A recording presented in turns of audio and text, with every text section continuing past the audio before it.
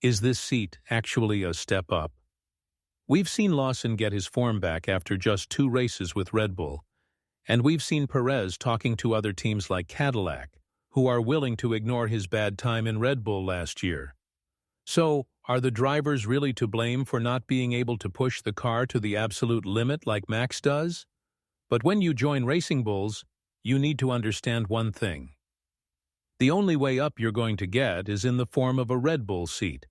And even though Yuki's racing is pretty questionable so far, you can't help but feel bad for him. He came to the wrong place at the wrong time. He's been waiting for chances for a long time and did better than Ricciardo and Nick in the seat when his back was against the wall in the junior team, and all of a sudden he can't deliver when it matters the most. So I do think that he will be pretty frustrated because of the way things have gone. Isaac Hadjar does get first choice if it comes to moving up. The French guy's first season is easily one of the best ones we've seen for someone who drives for a sister team. Not only that, but he's shown a lot of grown-up behavior. Let's not forget how his season started in Australia and how he was criticized by Helmut Marko, only to go on a hot streak and be called the surprise of the year by the veteran Austrian. It has been a huge turnaround, but even Hadjar himself said that he might not be ready for this seat because of how up and down the performances turned out to be for the drivers who jumped into Red Bull from their sister team. We need to see what Liam Lawson has to offer as well. Although his chances were small not that long ago, the great finishes in the last couple of races put him in a spot to talk about coming back to the Austrian team.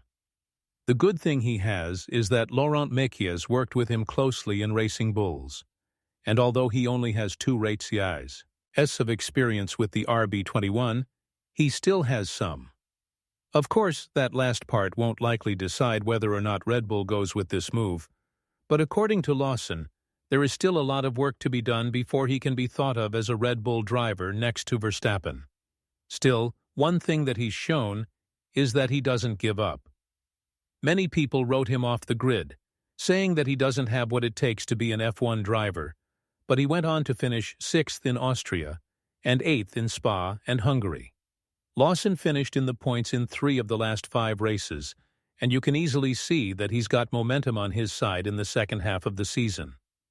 This is something that would definitely make Mekies think about whether or not bringing back the New Zealand driver is possible.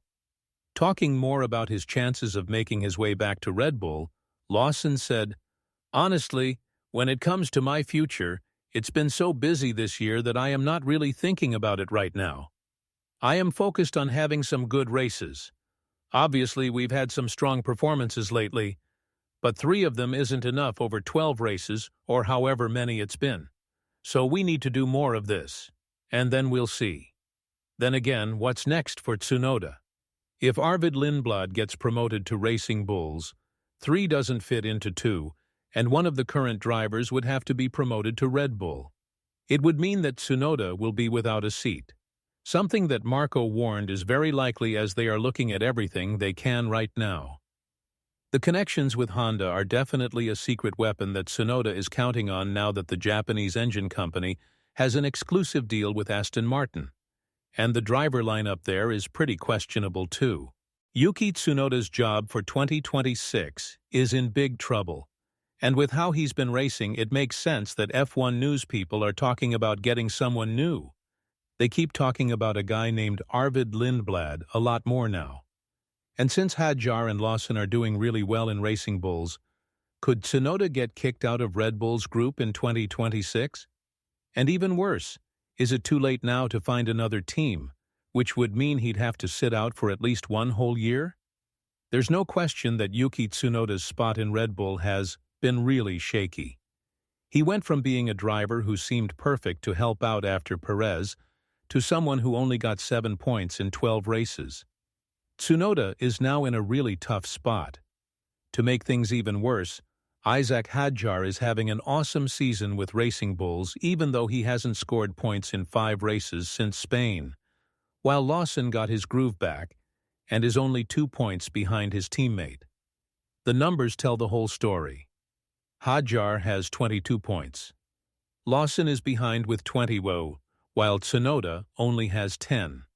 And remember, the last guy drives for the main team. So there must be something really basic wrong with how he handles the car. I would totally blame the RB21 car because of how badly Perez started doing before he got fired. But Tsunoda said, "I can handle this car." But when it was time to really show what he could do and prove himself, lots of things went wrong. The crash at Imola really hurt his confidence in the car, which was already pretty low. And even when he was closer than ever to Max's time in Budapest, it still wasn't good enough to make it to Q3. So what's going to happen to him next? According to the current Red Bull team boss, Laurent Mekies, the plan is still the same. Give Tsunoda enough time to get used to things until the end of this season. But these words were chosen very carefully. I don't think Tsunoda will get another season, hence in 2026, if he doesn't get way better in the rest of this season. And when talking about that second driver spot that is costing Red Bull millions of dollars in prize money in the championship standings, Mekies said the most important thing is to give Yuki what he needs to do well. That is where, with regard to the second seat, that is where the priority is. It is what the team is focused on. They have been trying to do that for several races now. We are trying to find ways together to make another step forward. You know, Spa was very good, definitely from that point of view.